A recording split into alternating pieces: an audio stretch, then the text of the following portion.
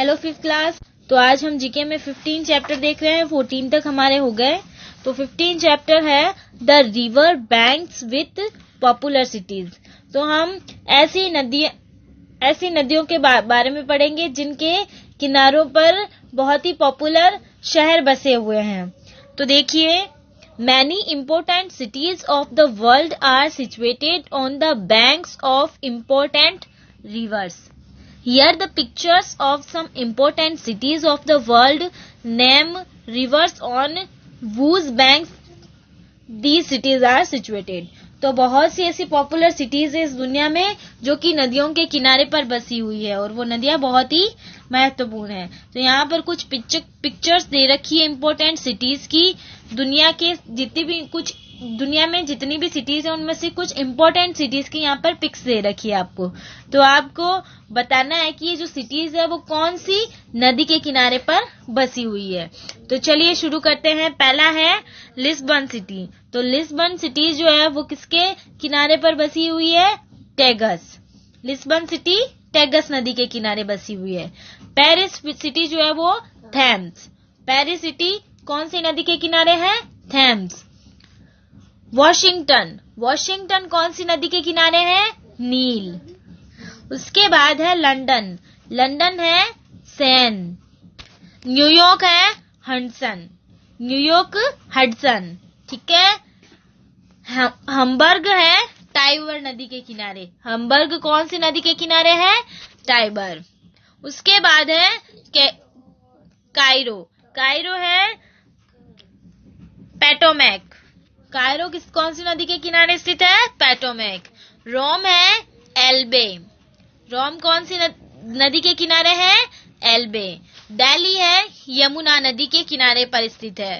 उसके बाद है do you know China river Huang He is known as yellow river. It is also known as China's sorrow. तो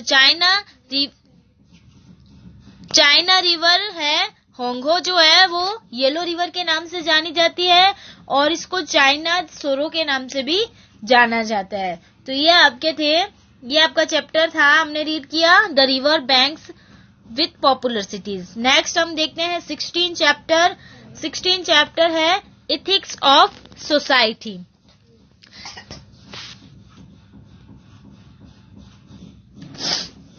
तो 16 chapter क्या है? इथिक्स ऑफ सोसाइटी, मतलब समाज की नैतिकता। मतलब यहाँ पर कुछ हम ट्राइब्स के बारे में पढ़ेंगे, कुछ जनजातियों के बारे में पढ़ेंगे हम।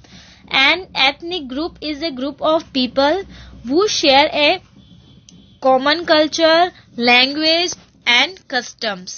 They live as a community.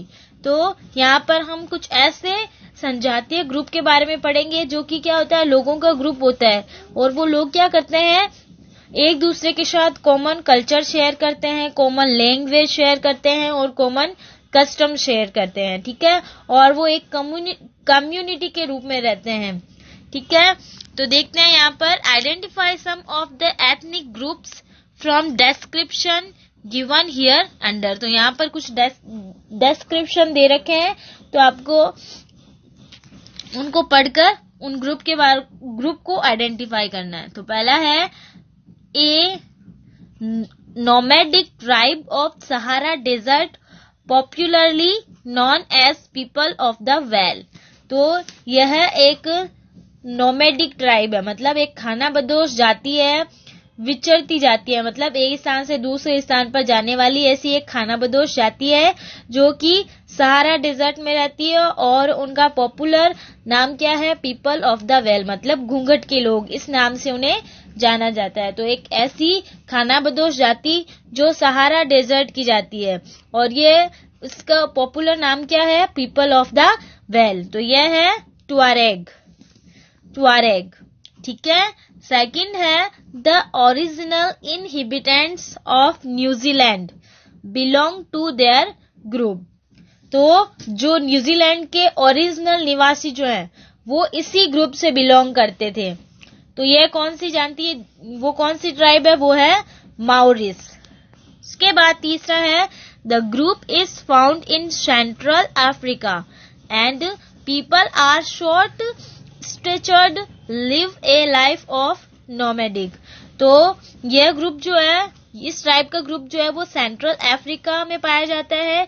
और इस ग्रुप के जो पीपल होते हैं ना, वो क्या होते हैं, छोटे होते हैं, मतलब छोटी साइज के होते हैं। इनकी हाइट क्या होती है, बहुत कम होती है। और ये क्या, नोमैडिक लाइफ जीते हैं, मतलब एक स्थान से दूसरे स्थान पर जाने वाली जाति, विचरती जाति, खानाबदोश जाति, इससे बिलोंग करते हैं। तो ये क्या है, तीसरे का आंसर हो जाएगा पाइगमाइज। ओके, उसके बाद 4 है, this group resides in Arctic regions of Canada, Alaska, Russia and Greenland. They live in igloos. तो इस ग्रुप के जो लोग हैं वो पहले कहाँ बसते थे, आर्कटिक रीजन में, कनाडा के Arctic region of Canada, Alaska, Russia और ग्रीनलैंड। ठीक है, और ये कहाँ रहते थे, इग्लूज में रहते थे। इग्लूज पता है ना सबको क्या होता है, तो ये इग्लूज में रहते थे। तो ये कौन सी ट्राइब है, यह है एस्किमोज। फिर है 5th, originally from Australia. This group lost most of their people due to smallpox. They have painted bodies and use tools made of wood and stones. तो यह ओरिजिनली कहाँ से हैं, वास्तव में ये ऑस्ट्रेलिया से हैं। और इस ग्रुप के ज्यादातर लोगों की मृत्यु कैसे हो गई थी, स्मॉल पॉक्स की वजह से हो गई थी। और ये अपनी बॉडी पर पेंट करके रहते हैं और लकड़ी और पत्थर से बने टूल्स जो है वो इनका यूज करते हैं। तो यह है एबोरिजिनीज। उसके बाद है 6th and last, this tribe lives in Russia and Scandinavia. They depend on fishing, reindeer herding and boat building. तो यह ट्राइब जो है वो कहाँ रहती है, रशिया और स्कैंडिनेविया में। और ये किस पे डिपेंड करते हैं, फिशिंग पे और हिरन चराने पे और बोट बिल्डिंग में। तो फिशिंग, रेनडियर हर्डिंग और बोट बिल्डिंग, इन कामों पर ये अपनी जीविका चलाते हैं, इस पे ये डिपेंड करते हैं। तो ये क्या है, सैमी। ओके, तो ये आपके 6 ट्राइब हमने पढ़ी है, यहाँ पर हो गया ये वाला।